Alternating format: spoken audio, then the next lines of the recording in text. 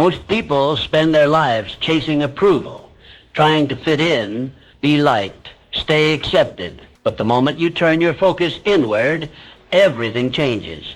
You stop begging for validation and start building inner power. When you focus on you, your mind sharpens, your peace deepens, and your clarity becomes unshakable. This is how real leaders are made. Ignore yourself, and you'll stay at the mercy of everyone else's opinion. But own yourself, and nothing can shake you. The strongest minds are built in silence. In just a few moments, you'll understand why the more you focus on yourself, the stronger your mind, your life becomes. When you focus on yourself, you shift from being a passenger in life to becoming its driver.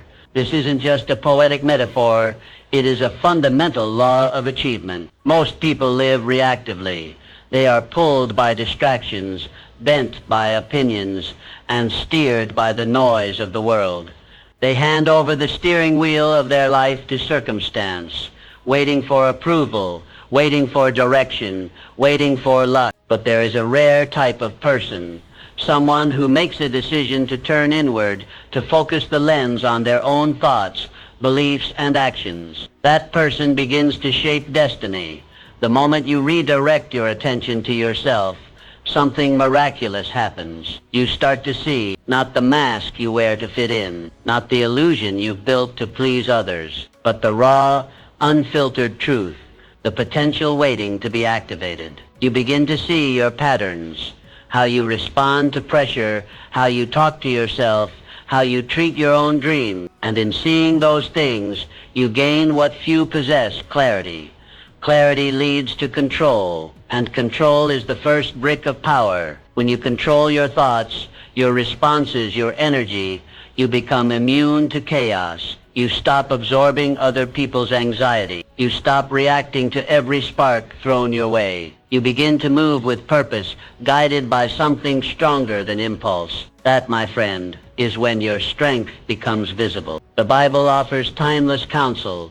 In Proverbs 4:23, guard your heart with all diligence, for from it flow the springs of life. Your heart, your inner world, is the source from which all things flow. If your inner world is confused, your outer life will be chaotic. If your mind is scattered, your results will be the same. But when your inner world is guarded and focused, your outer world reflects order, power, and peace. Florence Nightingale understood this principle. Born into privilege, she could have remained comfortably silent. Society expected her to host parties, marry well, and remain in the shadows. But she listened inward, not outward. She felt a divine call to serve, and that inward focus gave her the courage to walk into war hospitals, to defy bureaucracy, and to revolutionize medicine. If she had listened to the noise of the world would have remained noisier,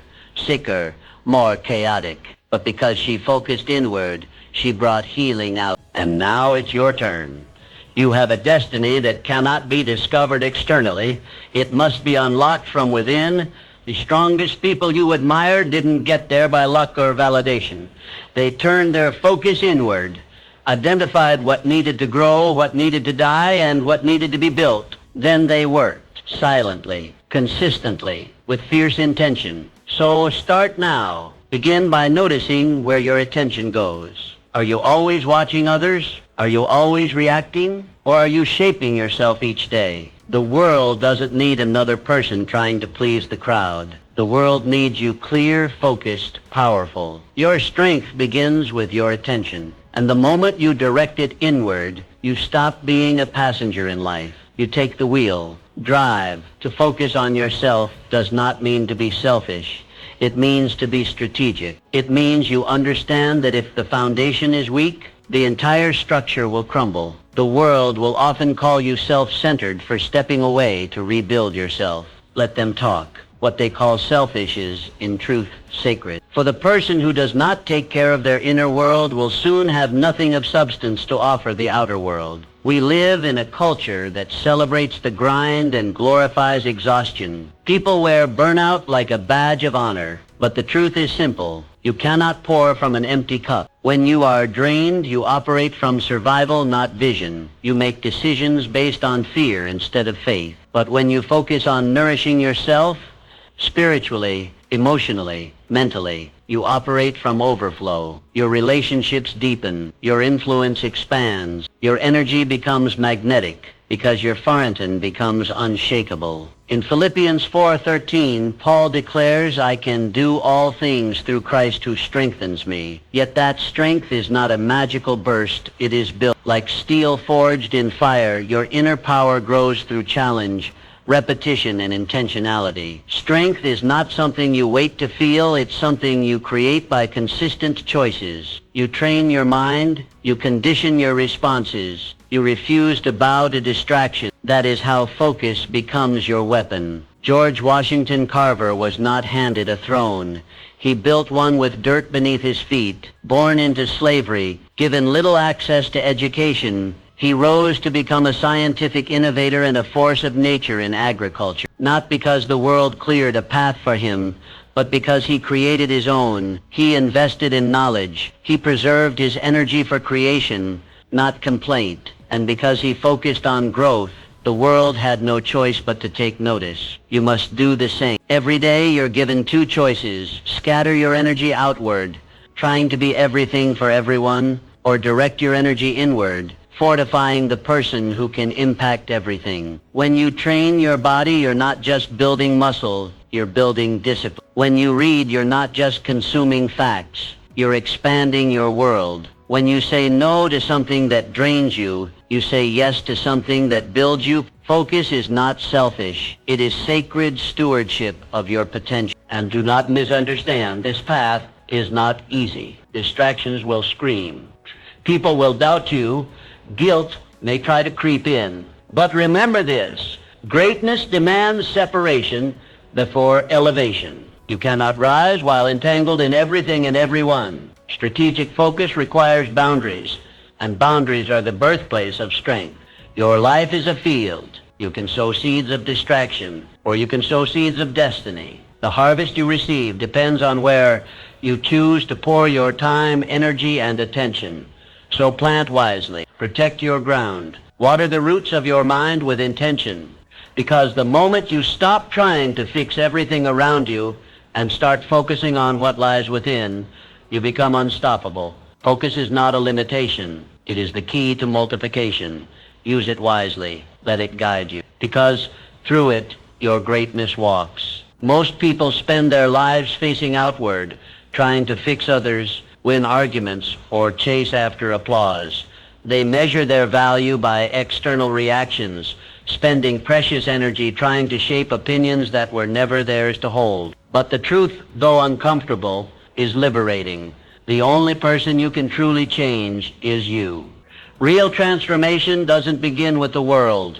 It begins with self-mastery. Imagine standing in the middle of a storm. The winds roar. The rain beats down. You cannot silence the thunder or calm the sky, but you can build a ship, one strong enough to carry you through it. That ship is your mind, and the material it is built from: focus, discipline, inner clarity. You cannot control the chaos outside, but you can conquer the chaos within. Romans 12:2 gives us a blueprint. Do not conform to the pattern of this world, but be transformed by the renewing of your mind. The world's pattern says, react, retaliate, respond to noise with more noise. But transformation demands that you renew daily, intentionally, persistently. You do not drift into clarity. You focus into it. Harriet Tubman is a living testimony to the power of internal mastery. She did not ask for permission. She did not wait for applause. She listened inward. She trusted divine whispers more than public opinion. And because she mastered herself,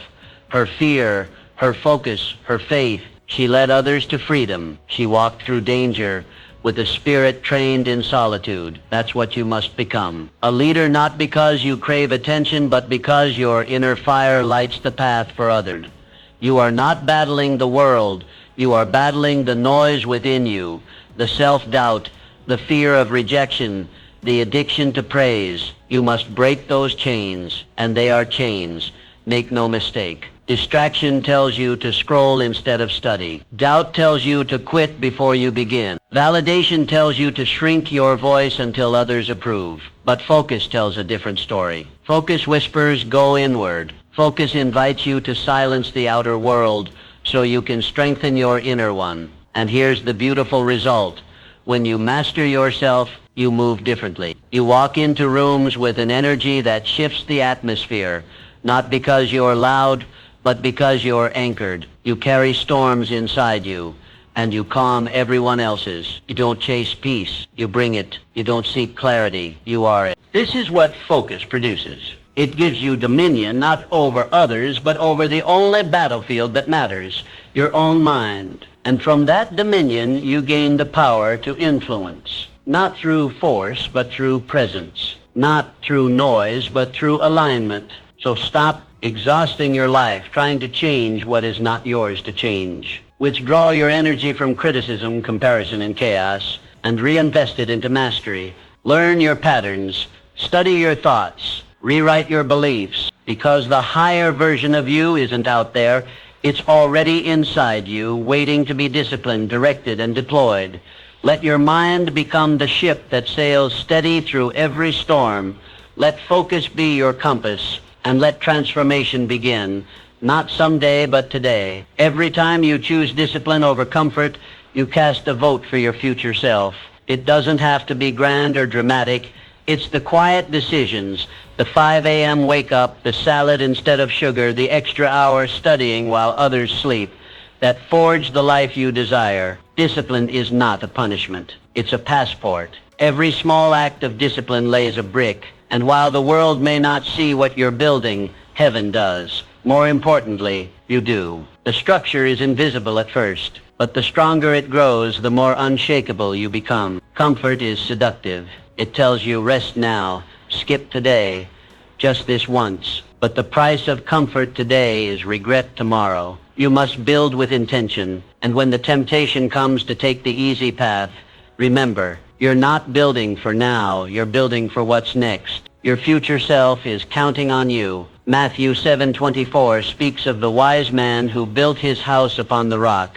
The rains came down, the streams rose, and the winds blew and beat against that house, yet it did not fall because it had its foundation on the rock. That's what focus on yourself creates, a rock beneath your feet, a mind anchored in conviction, a life that doesn't fall apart in storms. You don't escape life's challenges.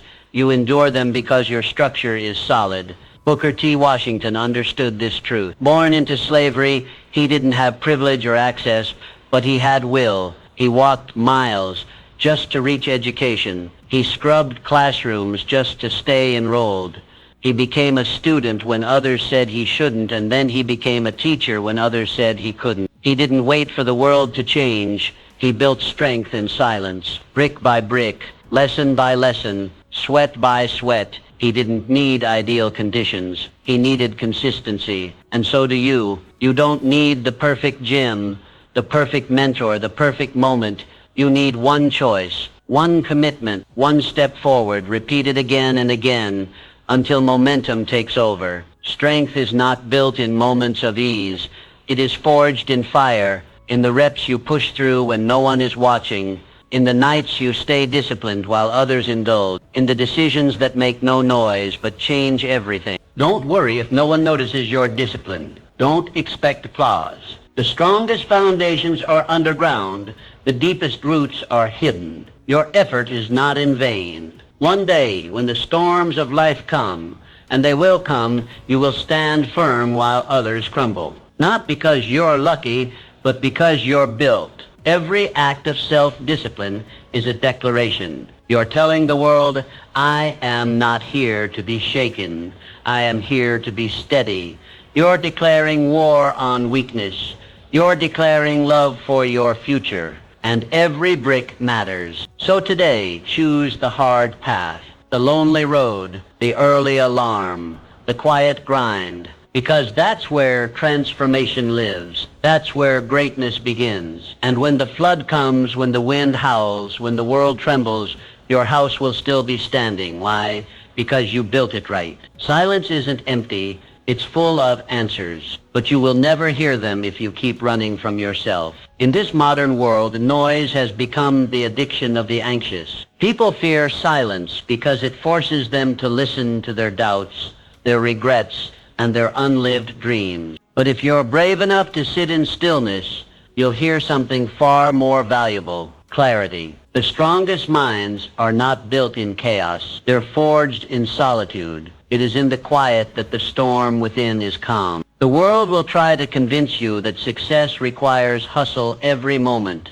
that movement equals progress. But true elevation begins when you learn to pause, not to numb, but to be still and aware. Isaiah 30:15 says, "In quietness and in trust shall be your strength," not in volume, not in speed, in quietness. When you spend time alone, truly alone, you come face to face with the unfiltered truth of who you are. And that moment, though uncomfortable, is the birthplace of growth. Your fears rise, your insecurities echo, but so do your dreams, your values, your purpose. Silence becomes the mirror, and if you dare to look, you'll see the next version of yourself, waiting to be born.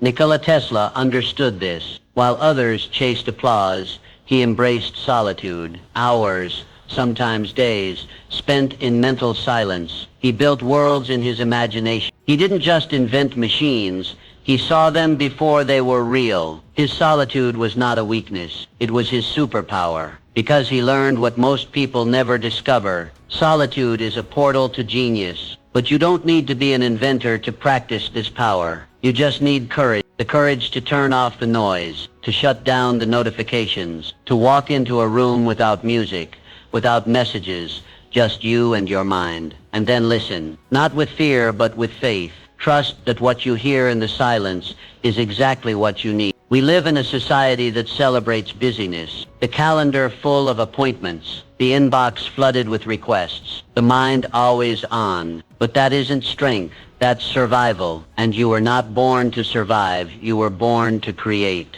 to lead. And leaders must retreat before they advance. They must listen before they speak. They must know themselves before they guide others. So make it a habit, a daily ritual. Even 5 minutes of stillness can alter your trajectory. Sit with your thoughts, ask yourself real questions. What am I avoiding? What am I chasing? Who am I becoming? You don't need the world's opinion, you need your own awareness. Because the stronger your relationship with yourself, the less you need from the world. You stop begging for validation. You stop bending for approval. You become grounded, not in noise, but in knowing.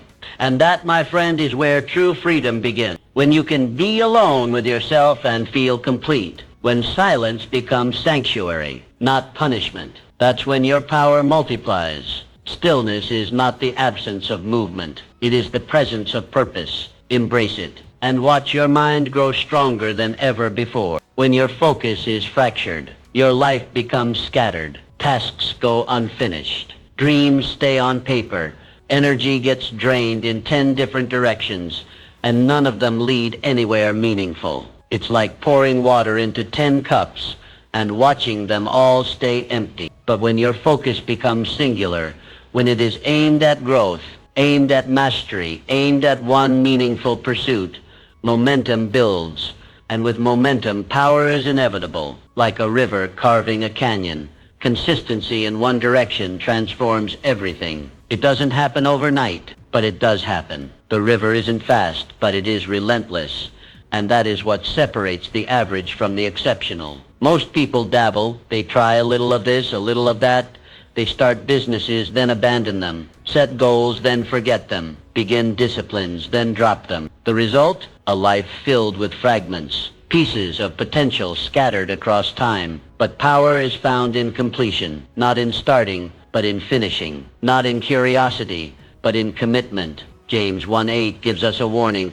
A double-minded man is unstable in all his ways. The unstable man is not evil. He's simply unfocused. He says yes to too much. He pivots too soon. He abandons the hard path for the easy one. And so his life never stabilizes. Focus brings order. Focus builds strength. When you pick one goal, just one, and chase it with intention, the universe starts to respond. Doors open, resources appear, people take you seriously. Not because you're lucky, but because you're clear. You're not sending mixed signals. You've declared your direction, and direction creates alignment. Thomas Edison didn't revolutionize the world by being interested in everything. He chose one obsession, innovation, and gave it his full attention. Thousands of experiments, countless failure. But because he stayed the course, he didn't just invent the light bulb.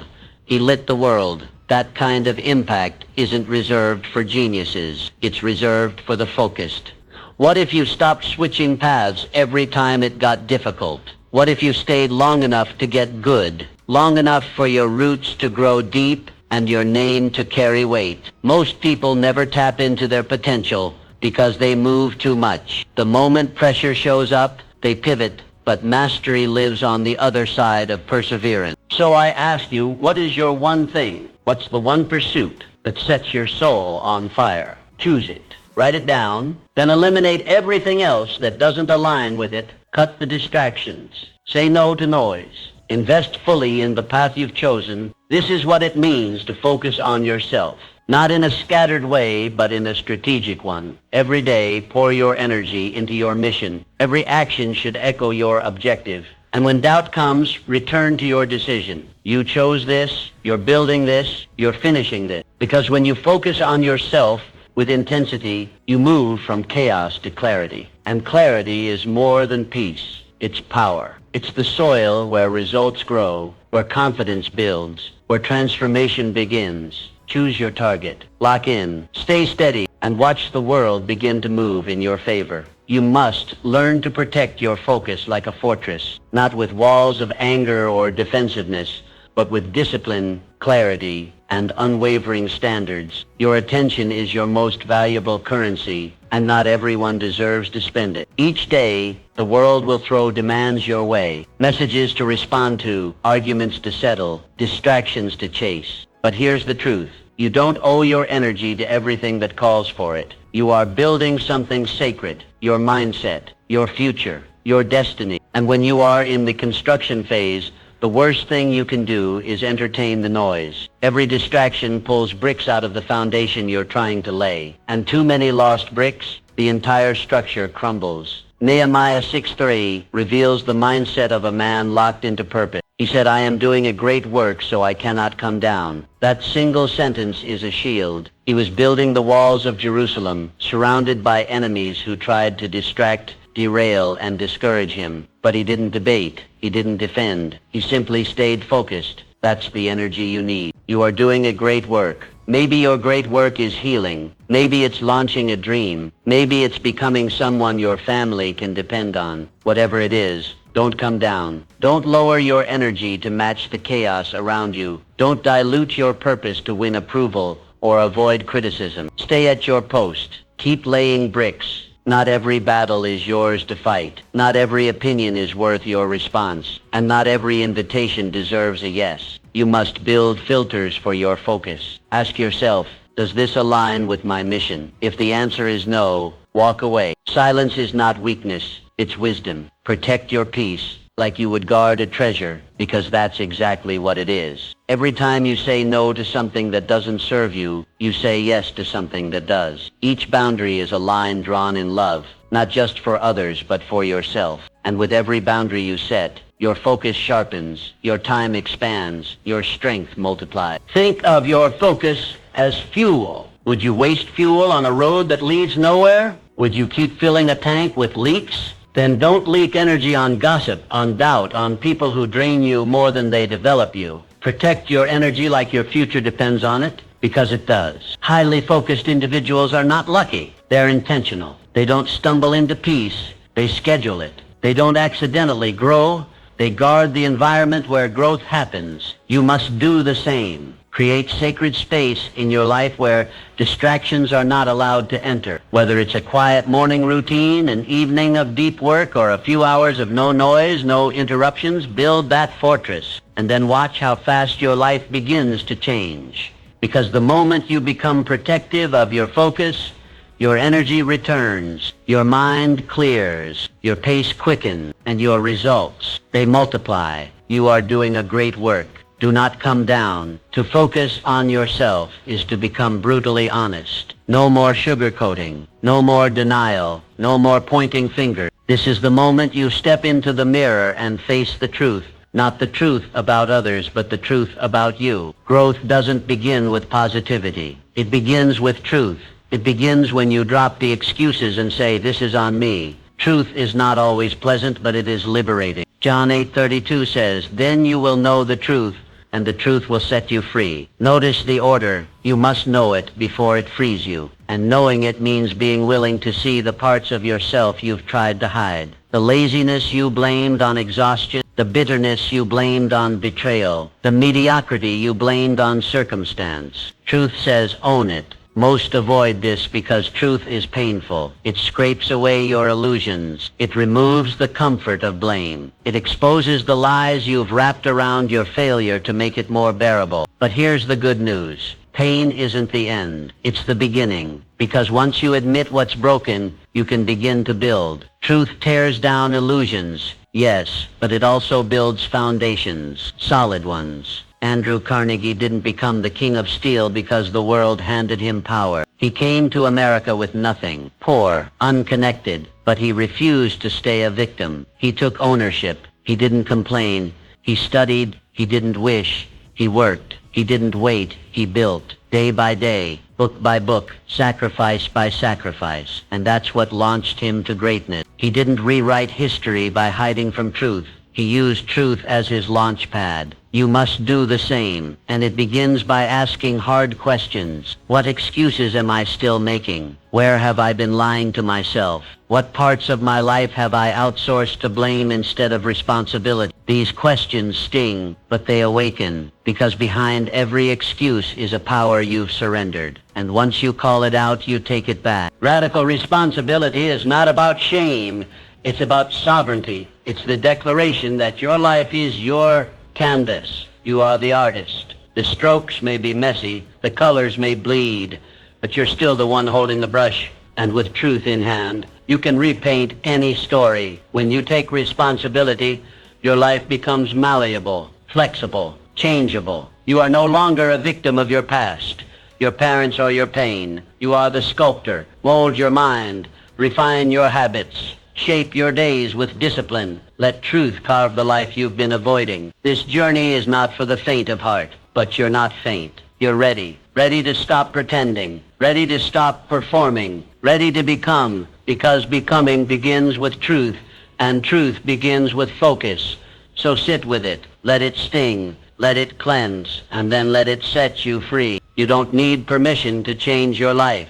You just need truth. And you've already found it right there inside the mirror. No one is coming to save you. Not your boss, not your partner, not the government. And that's not a tragedy, it's a gift. Because once you accept that, your life begins to change. You stop waiting for opportunity to knock. You stop waiting for validation to begin. You stop waiting, period. Instead, you start building, creating, leading. We've been conditioned to believe that help will arrive someday, somehow. But here's the truth. No one's coming. You are the answer to your own prayer. You are the rescue plan. You are the breakthrough you've been hoping for. Psalm 121:1-2 offers this declaration of faith. I lift up my eyes to the mountains. Where does my help come from? My help comes from the Lord. Yes, divine help is real. But notice something powerful. This help is activated by faith in motion. It meets you on the path, not on the couch. It empowers your effort. God won't write your business plan or lift your weights, but he will strengthen you as you do. Faith without movement is fantasy. Madam C.J. Walker, born to parents who had been enslaved, widowed by age 20, a single mother working as a laundress for $1.50 a week. She had every reason to wait for someone to rescue her, but she didn't. She took ownership. She saw a need in the marketplace, hair care products for black women, and turned her pain into a purpose. With no roadmap, no investors, and no guarantees, she built a business empire. She became the first female self-made millionaire in America, not because the world opened the door, but because she kicked it down. That is what it means to focus on yourself, not out of selfishness, but out of intention. You stop outsourcing your destiny. You stop thinking someone else will bring you the life you dream of. You realize this is on me, my mindset, my energy, my effort. No more blaming, no more waiting, no more hoping someone will finally see your potential. You must see it, and then you must act on it. Every minute you spend waiting for the right time, the right partner, the right economy, you lose ground, because the perfect moment is an illusion. It never arrives. The only thing that's real is now. This moment, this decision, this step forward. And here's the paradox. When you stop waiting for help, you find it. Not because it shows up at your door, but because you became someone worth helping. You started moving. You built momentum. You became a magnet for resources, people, and opportunities. Because people don't invest in potential, they invest in progress. And progress only happens when you stop stalling and start building. So take the pressure off everyone else. They are not your saviors. They are not your source. And they don't owe you your future. You owe it to yourself. Pick up the bricks, start laying your foundation, take the next step, even if it's small, because your dreams are not waiting for someone else to believe in them. They're waiting for you to build them. And once you do, help will meet you on the path. Not because you waited, but because you moved. You are not behind. You are becoming. Let that truth take root in your heart. In a world obsessed with speed, comparison, and artificial milestones, it's easy to feel like you're too late, too far gone, too off course. But you are not late. You are in process, and your process has purpose. Comparison is the thief of peace. It pulls your eyes from your own soil and plants them on someone else's harvest. You see their bloom, but not their planting, their glory, but not their grind. You measure your worth by timelines that were never yours to follow. But when you stop comparing your journey to someone else's highlight reel,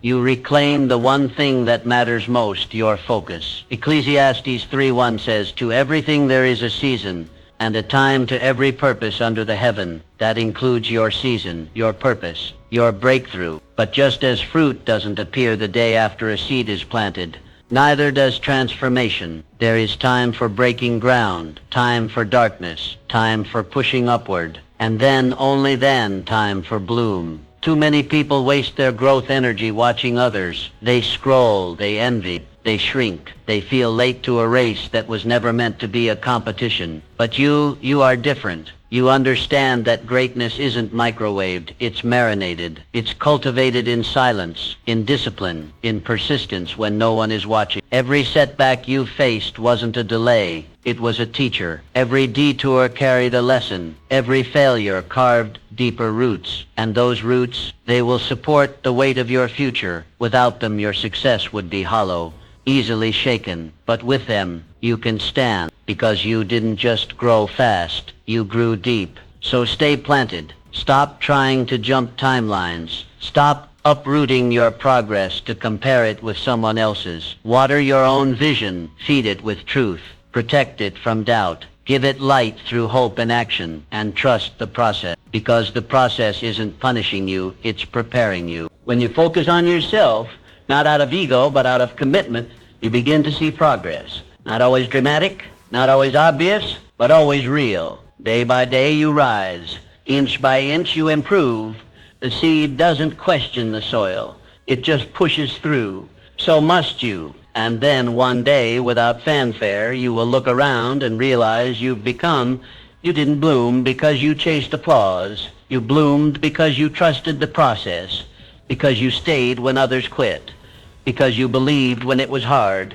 And that kind of bloom, it doesn't fade, it multiplies. So no, you are not behind. You are blooming in perfect timing, in divine alignment. Your only job now is to stay focused on your own ground, to water your soul with discipline, to shield your dreams from comparison, and to trust that what you're building, though unseen, is unfolding exactly as it should. Because when you focus on yourself, you don't just grow, you blossom. Strength begins the moment you decide to stop waiting and start moving. The world conditions you to believe in perfect timing, as if success depends on planets aligning, inspiration striking, or someone finally giving you permission. But the truth is this: perfection is a myth, and waiting is a trap. There will never be a perfect mood, day, or set of circumstances. The people who win in life are not those who feel ready, but those who act anyway. They don't wait for clarity, they create it through motion. Most people stall their destiny not because they lack talent, but because they lack initiation. They delay decisions, postpone progress, argue with themselves in the name of preparation. But the mind that is trained to act, especially in the absence of comfort, becomes a powerful force. It becomes a mind that doesn't beg for permission. It leads. Proverbs 13:4 declares, "The soul of the sluggard craves and gets nothing, while the soul of the diligent is richly supplied." Craving without action is just a dream slowly rotting into regret. But diligence gets results.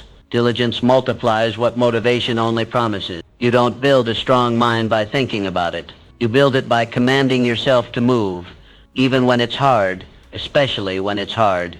So how do you build that kind of strength? You train your responses. You stop waiting for energy to arrive and generate it through small, disciplined actions. You stop giving yourself multiple options and commit to one clear course. You get up at the time you said you would. You show up to the task whether you feel inspired or not. You stop negotiating with laziness, and instead you lead yourself like a general leading an army. Elizabeth Blackwell. She was rejected from every medical school she applied to, mocked even after acceptance, and constantly reminded that medicine was not a woman's field. But she didn't let those voices override the voice within. She didn't wait for the world to approve of her mission. She prepared, applied again, and faced down adversity. In doing so, she became the first woman to earn a medical degree in the United States and opened the door for thousands of others. She didn't act because she felt brave every day. She acted because she believed her mission mattered more than her mood. And that's the difference. Strong minds don't obey feelings. They obey purpose. The more you move, the more momentum follows. The more you take action, the more energy flows into your body. Waiting drains. Movement fuels. So stop stalling. Stop rationalizing delay. There is no ideal moment coming in the future. There is only now. And now is powerful when met with intention. Your future is not waiting for motivation. It's waiting for you to put your foot down and start. Command yourself. Lead yourself. Move your feet. Because strength doesn't come when the timing is perfect. It comes when your discipline becomes louder than your doubt. Your strongest mindset begins the moment you do. So begin. Focus on yourself by creating standards that refuse to shrink for convenience. This world is full of shortcuts, loopholes, and easy outs, and every one of them is a trap. The moment you start adjusting your standards to accommodate comfort, you begin a silent negotiation with mediocrity. And mediocrity, once allowed through the door, doesn't leave quietly. It takes over. The strength of your mind is directly tied to the strength of the line you draw and how fiercely you protect it. You cannot build a sharp mind with dull commitment. The standard you set in private becomes the results you show in public. And the greatest threat to your success isn't failure, it's compromise. It's the little voice that says, just this once, or no one will notice. But you will notice, and your inner integrity will begin to erode. One skipped discipline becomes a pattern. One broken promise becomes a mindset. Excellence doesn't die in one day. It bleeds out through lowered standards. Colossians 3:23 gives you a blueprint. Whatever you do, work heartily, as for the Lord and not for men. That's the formula for greatness. Not for attention, not for praise, but for purpose. You show up every day with your full effort, not because someone is watching, but because you are watching. You work like it matters because it does. Strong minds are not built by lowering the bar to meet your mood. They are forged by raising it and then rising to meet it every day, especially on the days when it would be easier not to. Strength comes from showing up when it's hard, staying committed when it's boring, and pushing forward when others quit. Discipline isn't about motivation, it's about alignment. Your daily effort must reflect the destiny you claim to want. Sojourner Truth, born into slavery, denied education, treated as less than human, but she refused to accept silence as her final chapter. She learned to read. She found her voice. She spoke truth in courts, in churches, in crowds, not because the world gave her permission, but because she gave herself a standard, and she refused to shrink. Her life was not easy, her path was not straight, but her standards were unshakable. She did not bend to fear. She rose in power, and generations were changed because of it. You must do the same. Set a standard so high that it intimidates your comfort, one that demands your best, even in private, one that holds you accountable when no one else is watching. Your future doesn't need more excuses. It needs structure. It needs values. It needs non-negotiables. So hold the line. When others slack, stay sharp. When others drift, stay rooted. When the world says lower your bar, raise it higher, because the ones who refuse to shrink become the ones who lead. And if you can stay faithful to the standard, even when the reward is invisible, you'll find yourself standing tall when others fall. Excellence isn't earned in public. It's built in secret, brick by brick, choice by choice.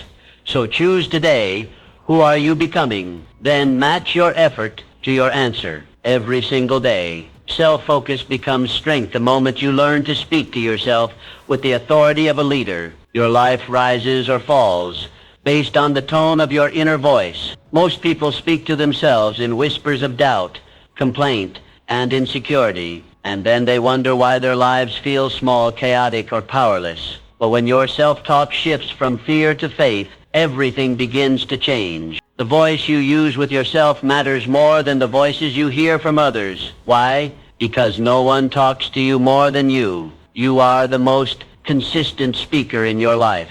Your words shape your mind. Your mind shapes your actions, and your actions shape your destiny. That's why victim language is dangerous. I can't. I always fail. I'm not good enough. These aren't just thoughts. They're declarations, and declarations become realities. Mark 11:23 tells us, "Truly I tell you, if anyone says to this mountain, 'Be lifted up and thrown into the sea,' and does not doubt in his heart, it will be done for him." Notice it doesn't say, "if anyone thinks." It says, faith isn't just belief. It's speech. You must speak your power. You must declare your direction. You must command your focus. Self-focus doesn't stop at awareness. It evolves into articulation. You begin each day not asking, "What do I feel like doing?" but declaring, "This is who I am. This is where I'm going." You command your morning with purpose. You speak discipline into your body. You speak vision into your spirit. Your internal dialogue becomes a strategic weapon. Ida B. Wells lived this power at a time when silence was safer and apathy was easier. She chose voice. She investigated injustice. She wrote boldly. She stood in rooms where women weren't invited and spoke with fire, not because the world welcomed her, but because she refused to silence herself.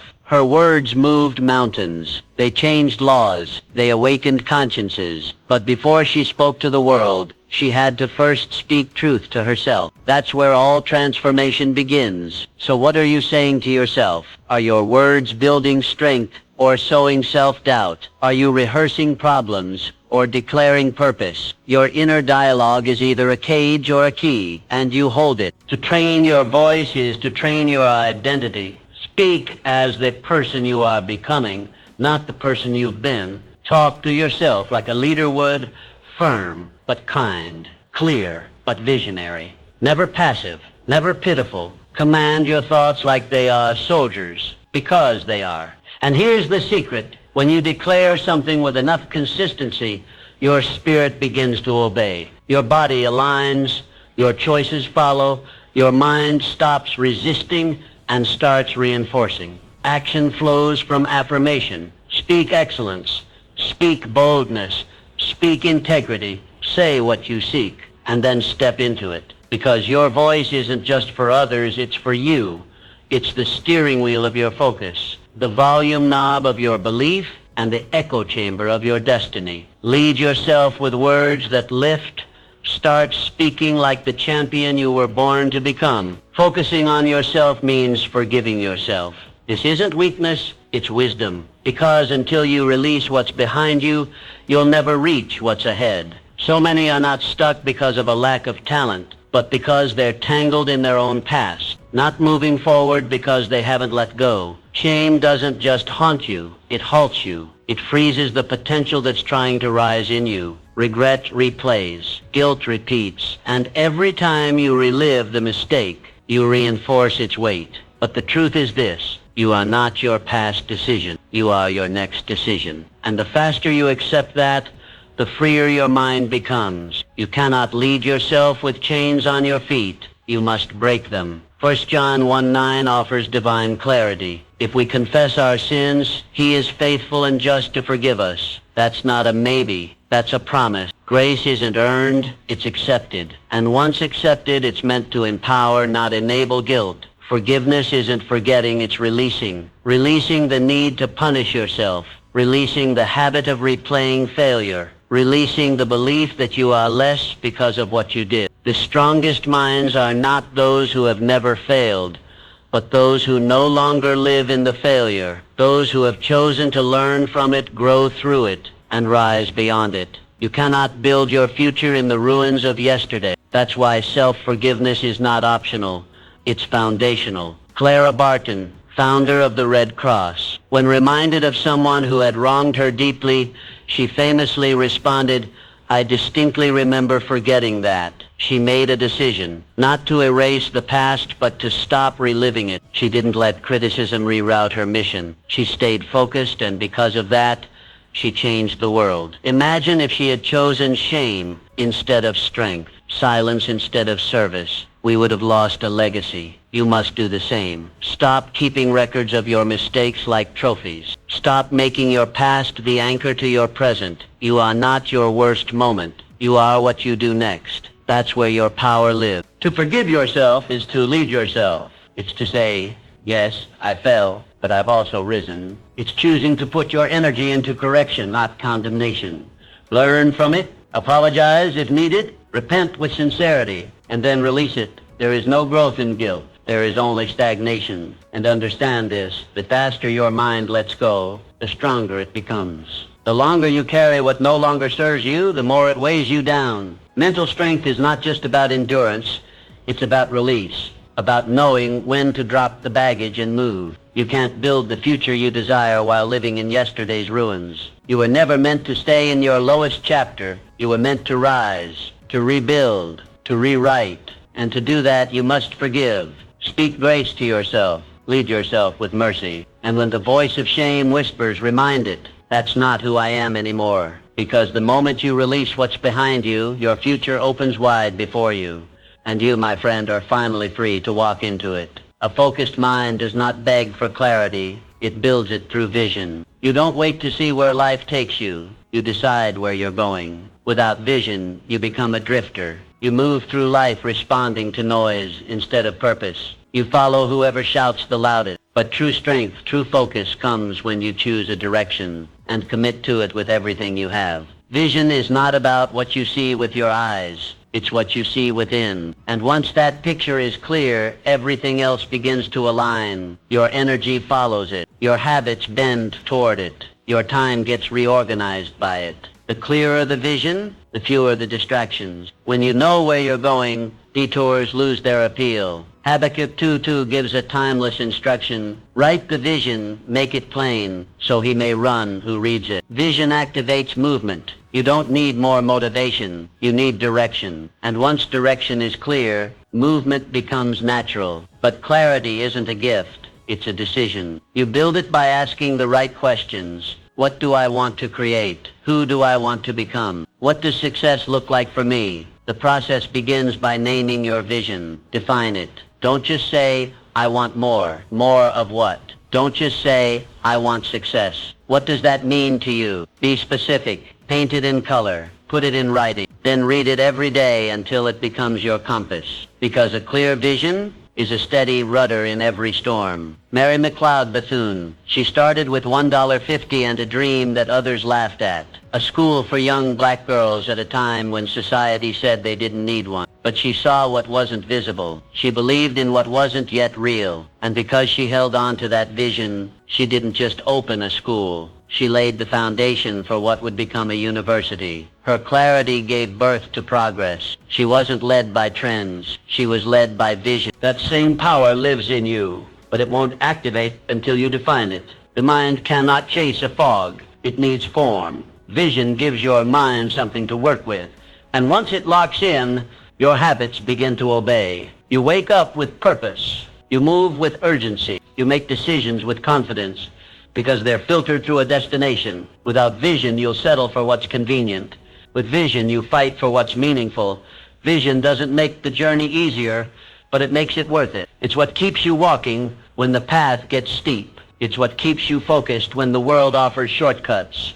So write the vision, make it plain, not just in your journal, but in your life, in your schedule, in your conversations, in your daily discipline. Let it guide your day and govern your decisions. Speak it, live it, build it, because clarity is not something you wait for, it's something you create. And when you do, your mind stops spinning and starts running towards something real, towards something great. The more you focus on yourself, the more you detach from outcomes you cannot control. Life is full of variables, timelines that shift, results that delay, people who disappoint. And when your peace depends on outcomes, you become a prisoner to the unpredictable. But when your peace is rooted in preparation, you find strength even in the storm. You can't control the weather, but you can build a ship that sails through it. This shift is critical. Most people exhaust their energy trying to predict or manipulate the future. They ask, when will it happen? How will it happen? And the more they fixate, the more they lose momentum. But peace is not found in answers.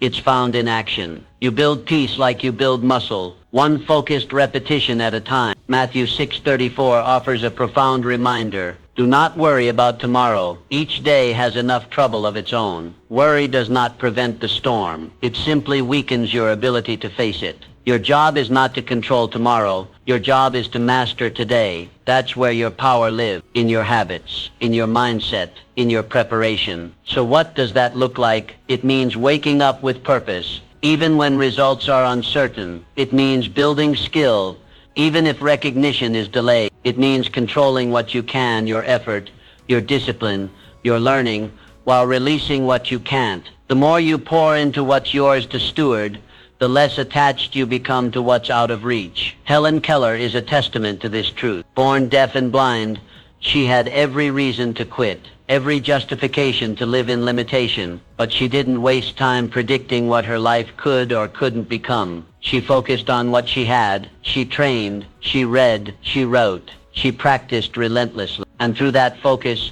she didn't just achieve success, she shattered the world's definition of what was possible. She didn't wait for perfect clarity. She created progress with imperfect tools. Her life reminds us, you don't need perfect conditions to build a legacy. You need focus. You need faith. You need preparation. The outcomes, let them take care of themselves. You must do the same. Let go of the need to know exactly when your breakthrough will come. Stop obsessing over results. Start preparing with excellence. Your readiness is your responsibility. And when you show up fully present, fully prepared, results will come. Not because you chased them, but because you became someone they couldn't ignore. So train your mind to stay grounded. When the future feels uncertain, go deeper into the present. Anchor yourself in today's task. Prepare like it already belongs to you. Let your actions speak louder than your anxiety. Let your work ethic silence the questions. Detach from the outcome.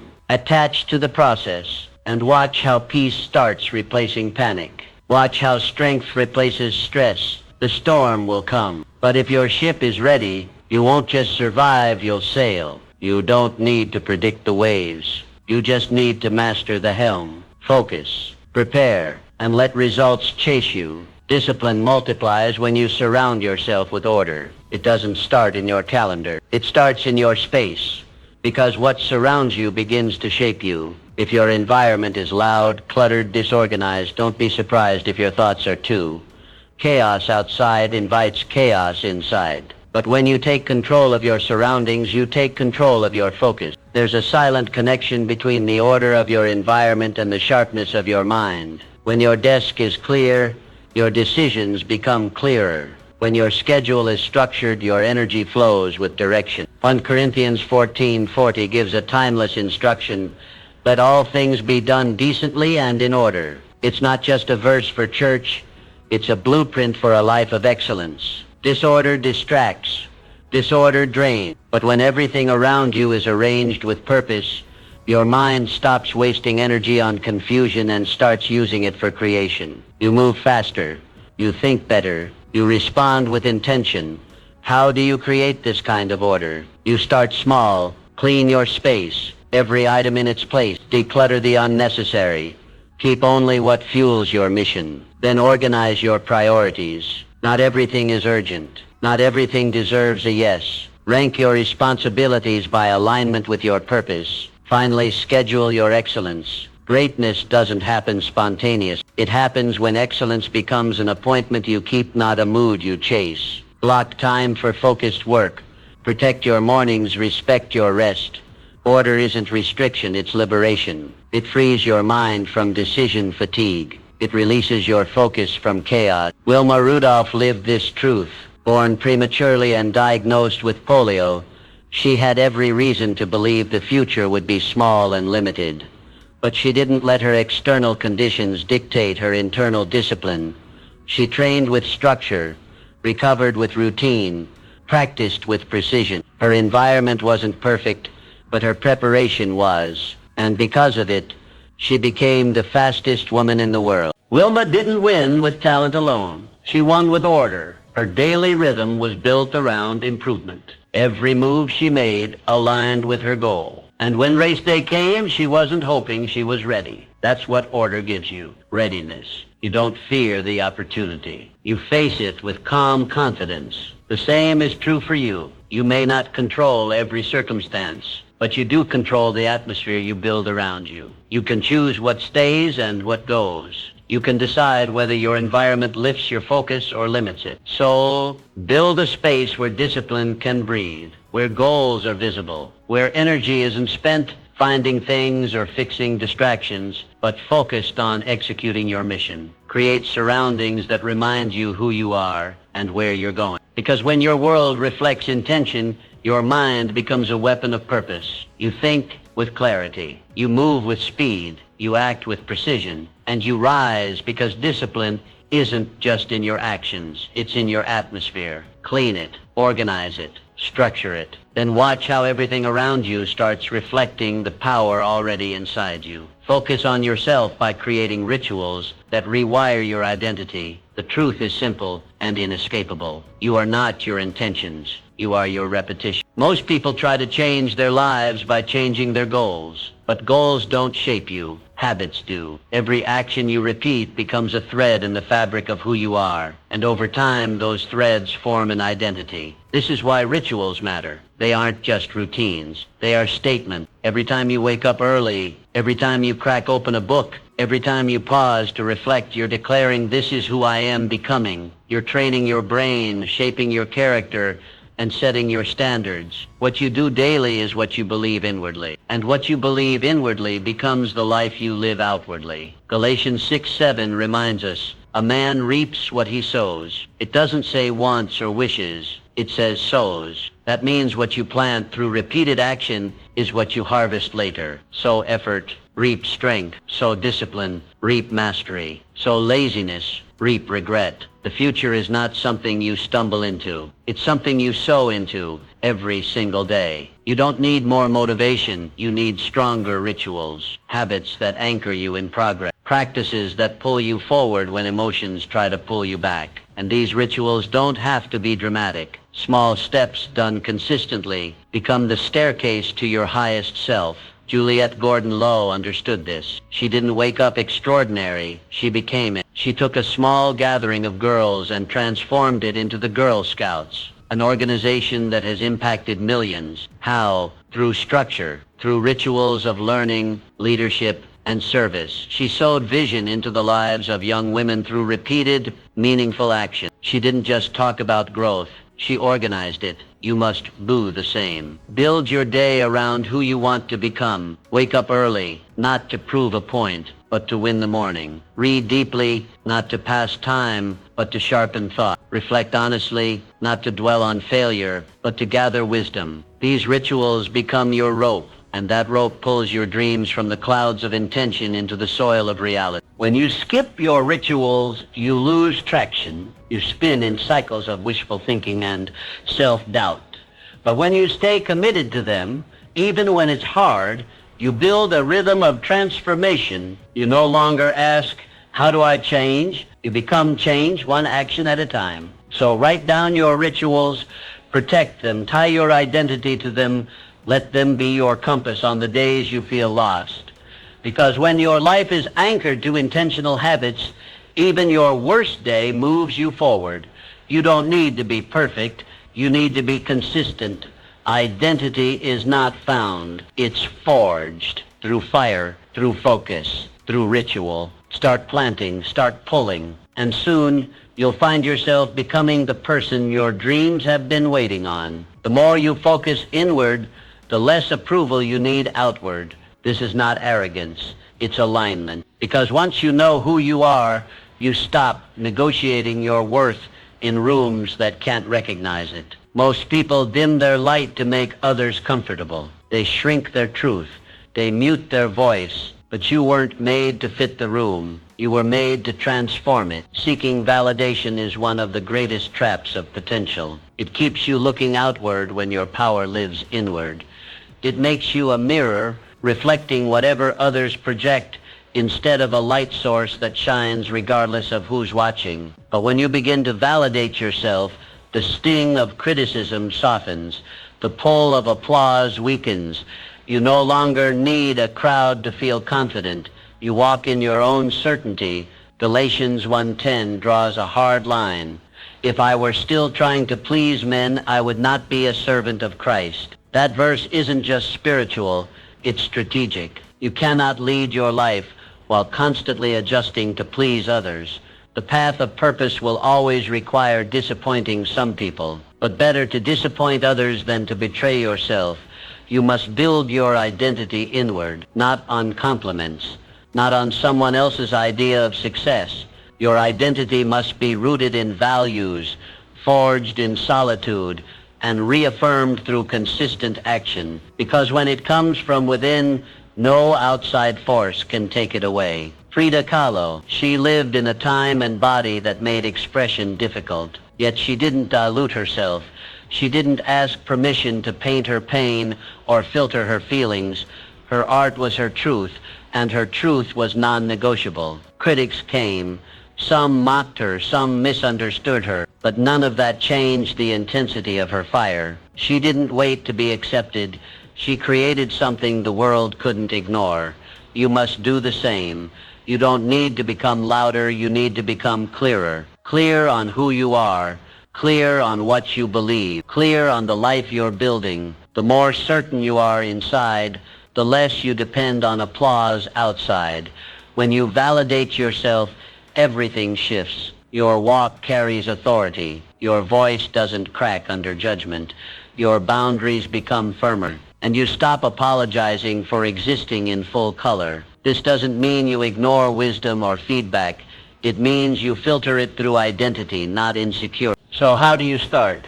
Begin by reminding yourself daily of what makes you valuable, not because of your achievements, but because of your essence.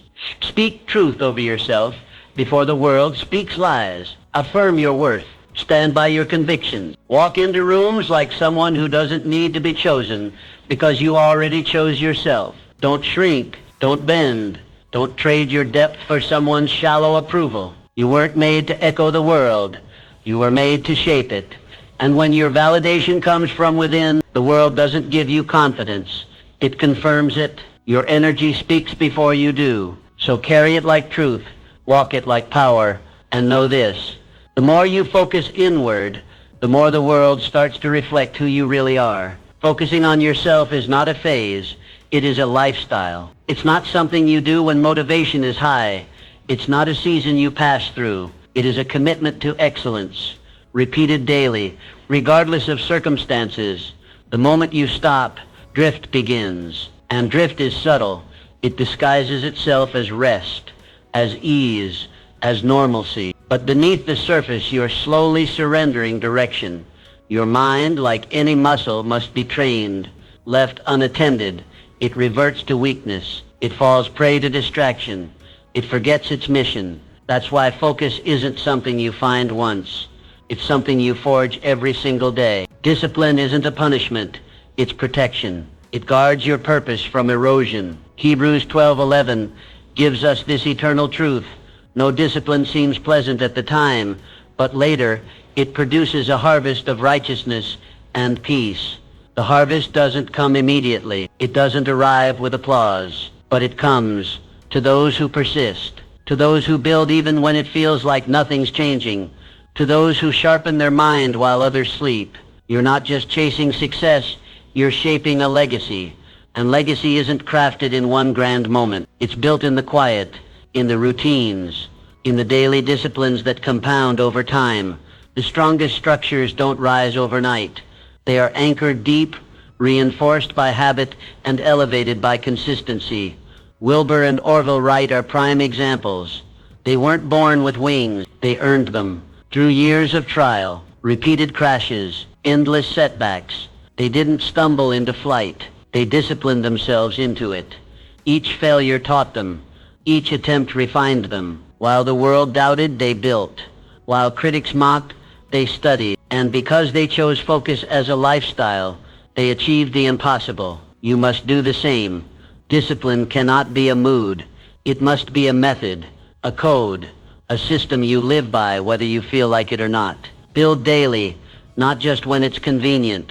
Think sharply, even when your mind wants to wander. Live intentionally, even when routine tries to lull you into apathy. Set your alarm with purpose. Start your day with clarity.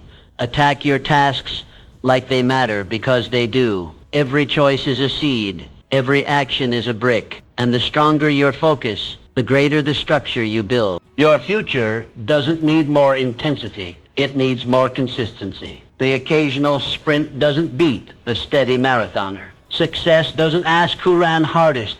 It asks who lasted longest. And the ones who last are those who made discipline their companion, not their occasional guest. So keep your eyes on the mission when distraction calls. Remember your vision. When fatigue whispers, remember your why. When temptation offers shortcuts, remember your standard.